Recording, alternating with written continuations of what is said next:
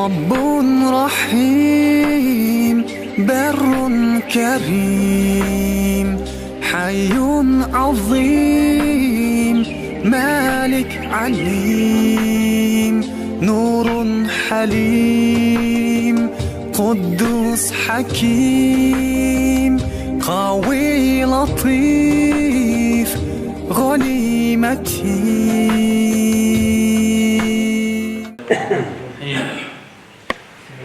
إن الحمد لله نحمده ونستعينه ونعوذ بالله من شرور أنفسنا ومن سيئات أعمالنا من يهده الله فلا مضل له ومن يضلله فلا هادي له نشهد أن لا إله إلا الله ونشهد أن محمدا عبده ورسوله أما بعد السلام عليكم ورحمة الله وبركاته hurmatly cemaat.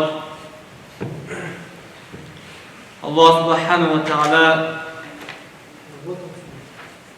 meçhitli gözlü her bir baskan adamlarımızlarga Allah'ın soğukluğu yazgan olsun. Her bir baskan her bir taşlagan adamlarga Allah'ın nesevinin Allah subhanahu wa ta'ala günahlarımızı geçirgen olsun. Bugün tema Amr-ı ma'ruf nahi munkar turabu. Söz olağız. Amr-ı ma'ruf ve nahi munkar. Amr-ı ma'ruf deb amr bu buyruq ne olsa aytu degeni düşünülür. Ma'ruf degeni bu belirli yaxşı narsa. Aytganda yaxşılıkka çakırуу. Jana munkar nahyun degen arab tilinden qo'tilganda qaytardi, naha qildi. Munkar tiyilgan narsa, qaytarilgan narsadan tiyiyor.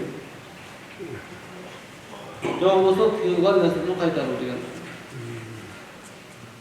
Qanday tiyilgan? Şeriatımızda Allah subhanahu wa ta'ala tiyilgan amallardan qaytaruvni ma'lum deb aytadi. Yaxşılıkka çakırуу jana jamanlıktan qaytarуу bu amal şeriatımızda farz, aynı amal gerek. Her bir akıl esi jayında olgan erkek ayalga özülörünün mümkünçülüğünü jarasha jana ma'lumotlarına loyiq yaxşılıkka çakırуу jana jamanlıktan qaytaruusu bildi. Bu turabu Kur'an-ı Kerim'de yaratkan Allah Teala'nın ayeti var. Euzubillahimineşşeytanirracim. وَلْتَكُنْ مِنْكُمْ أُمَّةٌ يَدْعُونَ إِلَى الْخَيْرِ وَيَأْمُرُونَ بِالْمَعْرُوفِ وَيَنْهَوْنَ عَنِ الْمُنكَرِ وَأُولَٰئِكَ هُمُ الْمُفْلِحُونَ. Allah Subhanahu wa Ta'ala Kur'an-ı Kerim'de Ali İmran Suresi'nin 104. ayetinde tömöndögüçe bayandaydı. Sizlerden aralardan yaxşılıkka çakıruuçu, jana jamanlıktan qaytaruuçu jamaat bolsun. Muna oşol işti kılgandar iyilikке jetkendir. Anam bu hadiske qaraba turgan bolsa, bu Kur'anda hadis emredi. Peygamber sallallahu aleyhi ve sellem bu turabu emredigen. Peygamber sallallahu aleyhi ve sellem aytkan, sizlerden aralarından kimdir biri tıyuu salıngan nerseni göre turgan bolsa, anda al kolu menen toxtatsun. Eger kolu menen toxtatalmasa, tili menen toxtatsun. Eger tili menen toxtatalmay turgan bolsa, anda жүрөгүнөн oşol işti jaman dep bilsin. Bu imandın en tömönkü darajası. Janağı adamды jaman dep bilbersin da. Ol жерде ошо кылынып аткан күнөө ишти жаман деп түшүнсүн. Күнөө деп түшүнсүн. Onu жасап аткан адамды жек көр деген эмес бул жерде. Жасалынган ишти жаман көр, жек көр.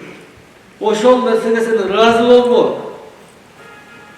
Yüreğinin biraz için açışsın.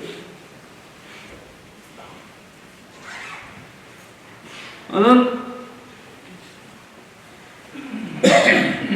bu davatçılığı çakırımızda jana jogorda aytып ötkөнүбүzдөй farz ayın dep ayttık. Her bir adamga özünün mümkünçülüğünü, özünün malumatına layık jetkirүүsү mildet. Jetkirgende tak jetkirişi керек. Bir nerseni bilip, толук түшүнүп, анан ошону жеткирип айтып. Эгер чыгыла нерсени угуп алып туруп, саңап чыгып алып, анан аны жеткирем деп айта турган болсо, анда биз динди бурмаланышына себепчи болот. Динди бурмалаган болот. Эме деген Talim degan kitapda keladi. Vrach adasha turgan bolsa, jamsizlar, xata ketadi. Anın natijasi ölüm menen aytıladi. Buna patsiyenti og'rib жатқан adamı ölet boldosu menен tugul. Бүтүн анын катасын кесеп ko'radi. Arxitektor adasha turgan bolsa, qurgan үйү булайт, жыгылат, ошо менен аяктайт. Анын аягы ошо менен тынчыйт болот. Эми молдо, дин кызматкери адасha турган болсо, анын аягы жок. Кыяматка чейин барып. Бузук телефон болуп кете берет. Мен фаланчы адамдан укканмын, ол мындай деген. Ошону айтканы туура деп туруп, ал нерсени өзүнө документ катары карманып алып айтат, далил катары. Атасы баласына үйрөтөт, баласы баласына ошентип атып кыяматка чейин бар. Жок, андай эмес, мынандай деп. Туура эмес. Ошол себептен шариаттан сүйлөгөнүбүздү так билип туруп сүйлөшүбүз керек. Пайгамбарыбыз саллаллаху алейхи ва саллям айткан: "Кафа бил мар'i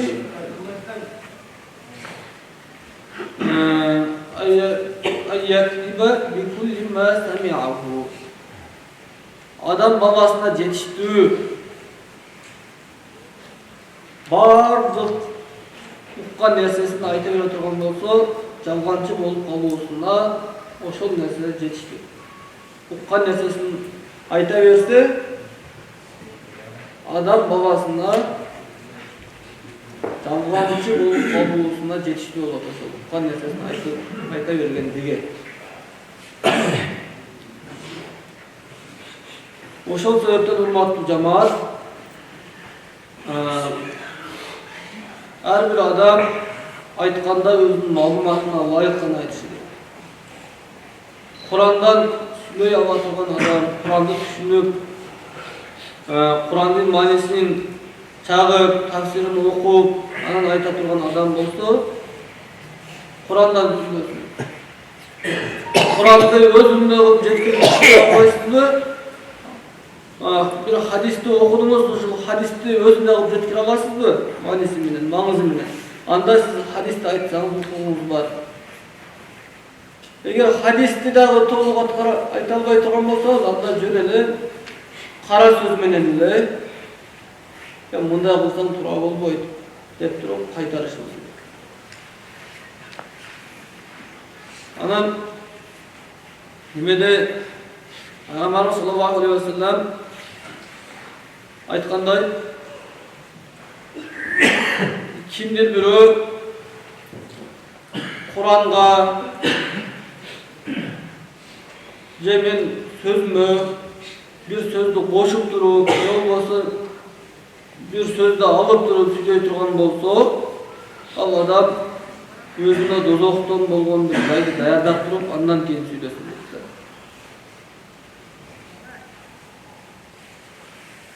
Дагы bir hadiste келет, адам Kur'an'da öz akıllı menen çeşmeley turgan bolsa, öz akıllı menen kotorup ошол нерсени айта турган болсо, ал адам Kur'an etиш керек. Анткени бул Kur'an-ı Kerim manisi tereң kitap. Kur'an'dan karapayım el süylöp, aytıp, bilip bilbey turup, birbirimizge aytkanımız, davat kılganımız bu Kur'a bulguya kalır. Antkeni Kur'an'da bilip turgandan keyin süйлөшүбүz керек. Биздин акыбыз жок.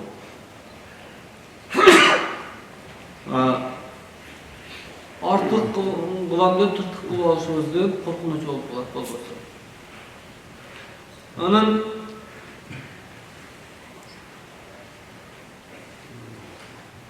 insan özü amal kılıp durup anan aytsa nur üstüne nur bolat. Abu Hurayra radıyallahu anhu'dan rivayet Peygamber sallallahu aleyhi ve sellem aytdı. Yaxşılıkka çakırgılar eğer özgür ana atkara albasanızlar. Zamanlıktan kaytargılar eğer ananızdan özgür kaytar bayatırlar.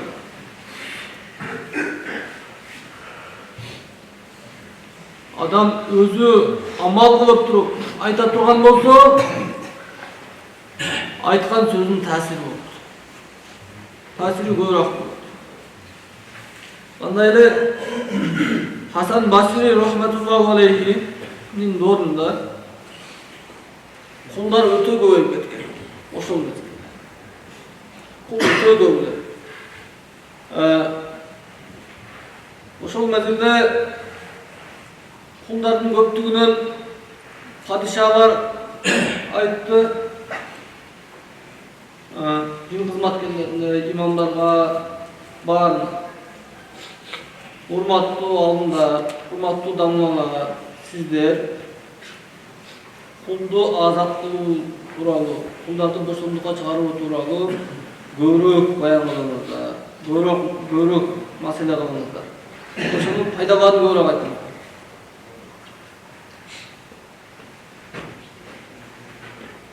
Boldu dep turup 2,5 yıl aytıldı. 2,5 yılda olmanı oşonço çoğ mamlekette bir 15 kana kul azat boldu. Keyin 2,5 yıldan keyin Hasan Basri rahmatullohi alayhi minbarga çıkıp kul azat kılуу turamı özünün cuma bayanında bayandaganda 3 gündün içinde 10.000 kul azat oldu. Elden bağırtığı taң kalıştı. Anın arasından padişah çakırıp gelip aytты. O Hazret Ustaz, siz emre sebepten murdarak aytkan emessiz. Murdarak usul kul azat kılığının faziletlerini aytmadı. Eğer murdarak aytkanımızda daha gövrek adamlar azat bulup kalbayıp bile. Gövrek 2,5 yıl kıynalışpaydı adamlar degende Hasan Basri rahmatullohi alayhi aytdı. Men özüm amal kılbay turup kantip aytam. Men oşol siz aytkandan keyin sizdin aytkan ökümüңүздү baş yeyim dep. Oşol günden tartып toğga çıkıp toğdun otunu alıp düştüm. Şarga alıp toğga. Andan düşkön akçanı 3'e bölüp koydum. Bir bölügü bala çakama ülönme işlettim. İkinci bölügün sadaka kıldım. Üçüncü bölügün katıp koydum. Çoğulttu. Ben oşol çoğulgan akşam Altı 2,5 yıl degende arayın bir halsız Күч кубаты анча деле жок. Эң арзан пулга деп. Ошол пулду сатып алдым, анан аны азат кылды. Боштондукка чыгам. Анан келип туруп өзүмүн жума баянында ушул маселени коомчулукка айттым. Мына ошол себептен мен Аллахым менин даватыма кабыл кылды, айткан сөздөрүмө таасирдүү кылды. Ошол себептен мына көптөгөн кыздар азат болду дейт.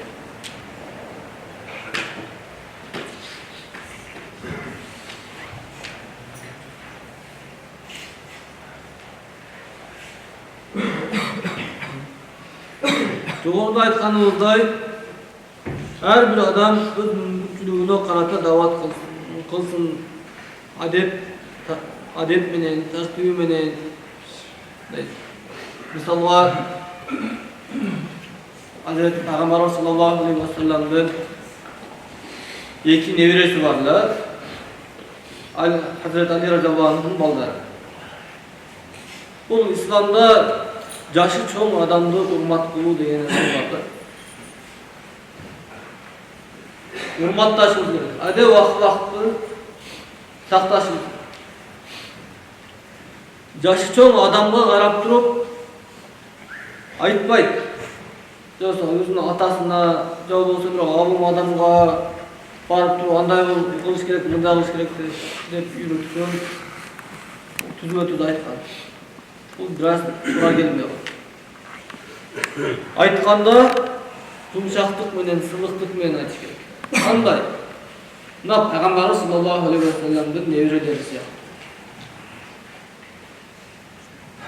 Пайгамбарыбыз саллаллаху алейхи ва салламдын эки небереси тышкарыда ойноп атса, бир киши келип дарат алып атат, алган дараты ката. Туура эмес дарат алып атат. Эмне кылып жеткирсек болот экен ушул ушул кишиге? Туура эмес дарат алып атканын кантип айтабыз? Бештик дагы Асаны келди, Үсөн дарат алды. Имам Хусайн дарат алды ошондо. 6-7 жашар балдар. 7 жаштар балдар. Үсөн, сен туура эмес дарат алып атасың.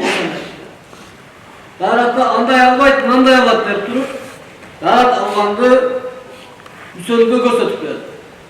Аны карап турган ал жакта туура эмес дарат алып аткан киши бул экөөнүн даратынан үйрөнүп ошол таасир алды. Даратты ушундай алып турбайбы деп туруп анан даратты оңдоп алды да. Карасаңыздар адеп акыл. Бул ислам дини адептүүлүктү өтө катуу талап. Дават кылганда дагы адеп менен, жумшактык менен барып дават кылсын дейт. Максат барып айтуу эмес. Максат жакшылыкка чакыруу. Жакшылыкка чакырардан мурда барып бир адамга дават кылып жакшылыкка чакырышыңызды алдын сөзсүз бир өзүңүзгө карап, кийим-кечегиңизди оңдоо мүмкүн болсо, анан жакшылап дарат кылып, 2 рекет нафил намаз окуп, Алладан сурап, Рабби, мен болгону мен барып айтуучумун, жеткирүүчү сенсиң я Алла. Өзүң жеткиргин. Ошол инсандын жүрөгүн өзүң ачкын, ушул адам дагы намаз окуп калсын, же болбосо ушул адам дагы жаман күнөө иштен кайтып калсын. Ушул адам дагы бирөөнү урбай калсын. Ушул адам дагы бирөөгө зулум кылбай калсын. Я Алла деп дуа кылып туруп, Алладан сурап, анан кийин барып керек болсо алдын ала истигфар айтып, көбүрөөк истигфар айтып, ошол адамга хадия кылып, белек кылып, я Аллахым ушул айткан 1000 жолу айткан истигфарым Falanca деген адамга белек болду. Allah'ın kavul kılgın oşul adamın жүрөгүн жумшарткын деп туруп, барып анан кийин айтсаңыз, ошол таасирдүү. Ошондо таасирдүү. Аны айтканда дагы абалына карап, маанайы кандай, маанайына карап туруп айтуу керек. Айтуунун дагы, дават кылуунун дагы өзүнүн илими, өзүнүн жолдору бар.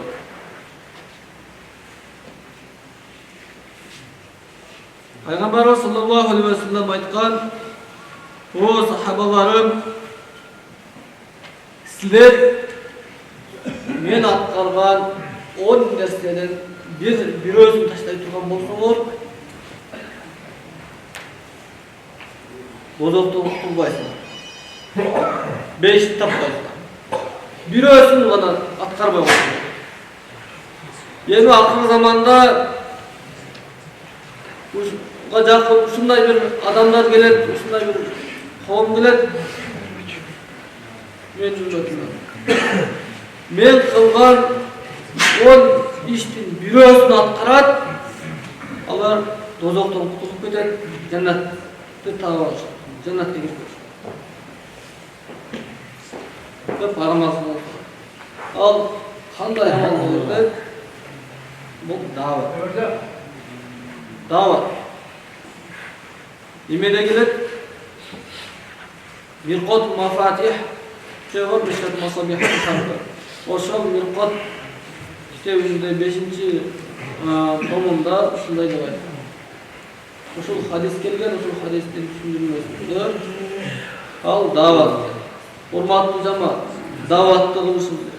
Даватты кылганда биз эң биринчи өзүбүздөн башташыбыз керек. Өзүбүздү оңдойт. Өзүбүздү айтайт. Өзүбүздүн нафсыбыз менен жихад кылайт. Шайтан менен жихад кылайт. Мен кече 1000 жолу истигфар айттым эле. Бүгүн болсо 100 жолу айтып калдым. Эмнеге 100 жолу айттым? Жобосо бүгүн мындай амалды аткара албай калдым, мына зикирди аткара албай калдым деп туруп өзүбүз менен өзүбүз эсептешейли. Өзүбүз менен өзүбүз эсептешпесек, өзүбүз менен өзүбүз алек болбой турган болсок, анда шайтан биздин өзүбүзгө башкалардын айыптарын көрсөтүп коет. Шайтан айтат: "Бар намаз оку. Мешитке алып кел. Талапчылар аталыктар. Сине намазга келесиң катары. Намаз окуйсуз. Намазда дагы буза турган амалдарды аткарып коесуз. Болсо даратуу тура эмес алганыңыздан намазыңыз намаз болбойт. Шайтан сизге айтат: "О, сен жакшы намаз оку. Сен тазарды, сен мешіттен жамааттан калбай кал. Бар. Сен мына айлана чөйрөңдү кара. Айлана чөйрөңдө канчалаган адам дозокко кирип кетет. Дозоктун амалдарын аткарып атат. Кара.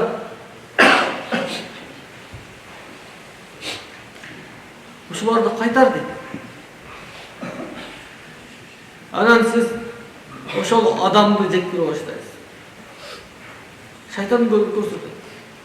Анан кайт, ондай иш кылба деп туруп анан кээ бир адамга катуу тийип коесуз, кээ бир адамды өзүңүз жек көрөсүз, ошол себептен фитна болот. Дават кылган адам рахмат назары менен гана айтыш керек. Дават кылган адам жумшак болушу керек. Кандай? Артына келип туруп бир тебе турган болсоң, эмнеге тептиң деп сурабастан кечирип коюңуз деп кетип турган адам болот. Кечирип коюңуз. Мына ошондой адамдын даваты таасирдүү болот. Сиз менен биз дават кылганыбызда өзүбүздү оңдой турган болсок, айлана чөйрөбүздү Аллах оңдойт. Пайгамбарыбыз саллаллаху алейхи ва саллям айткан: Kim Allah menен болгон мамилесин оңдой турган болсо, Allah башка пенделер менен болгон мамилесин оңдоп коет. Мүмкүн болушунча өзүбүздүн айыбыбызды көбүрөөк оңдойт. Мүмкүн болушунча өзүбүздүн айыбыбызды көбүрөөк карайт. Анан дават кылганын өзүнүн эрежелери бар, жамандыктан качырганын өзүнүн эрежелери бар. Кээ бир адамдын туура эмес кылган иштери болот, кээ бир адамдын туура эмес кылыктары болот, мүнөздөрү болот. Ал нерсени айтканда өзүнө барып айтышыбыз керек. Эгер теңдеши болсок, эгер сиздин сөзүңүздө кабыл боло турган болсо, сиз айтсаңыз. Өзүн жекече чакырып туруп айтышыңыз. Бүгүн Маланча мындай кылды, андай кылды, бул туура эмес иш кылып койду деп көчөдө айтканыңыз бул гыйбат. Эми өзүн адамдар менен турган мезгилинде жанында кошо бир адам бар болсо, барып туруп айтсаңыз, сен мындай туура эмес иш кылып койдуң. Жүп турган. Мусулманга күзгү дейт, мен болгон айтып коеюн, туура кабыл ал деп айтканыңыз, ал адамды кордогон болот. Ал адамдын акысына сиз кирип болосуз, ал адамга зулум болот. Сиз өзүн жекече чакырып алып туруп, анан сиз мындай туура эмес иш кылдыңыз. Мына кемчилигиңизди оңдоп койсоңуз жакшы болот деп айтканыңыз ушул дават болот, урматтуу жамаат. Даваттын өзүнүн жолдору бар, өзүнүн шарттары бар. Вакыт болуп калды, урматтуу жамаат. Аллах субхана ва таала бардыгыбызды даватчылардан кылсын. Аллах субхана ва таала дават мейнетинде симемизди бардыгыбызды кабыл кылсын. Дуа талаптар бар экен. Биздин мечитибизде кандай гана кызмат болсун, документация жагынан, же медреседин документтери жагынан кызмат кылып келаткан бир юрист Бакыт деген агабыз бар. Анан ушул мечитибизге колдон келишинче жардам кылып келаткан Токтогул ака, Улук ага дегендер бар. Аллах Таала ушул кишилердин дагы тилеген ой максаттарын, шаргый максаттары болсо Аллахым кабыл кылсын. Аллах субхана ва таала өзүнүн сүйгөн пенделердин катарында кылсын. Аллах субхана ва таала бардыгыбыздын жүрөктөрүбүздө кандай шаргый максаттарыбыз болсо Аллахым аны кабыл кылып, кандай гана шаргый муктаждыктарыбыз болгон болсо Аллах Таала өзү аткарсын. Аллах субхана ва таала бардыгыбызды дин исламда кылсын, өзүнүн буйруган амалдарына бекем кылсын. Амин. Аллахумма салли ва саллим ва барак алейхи.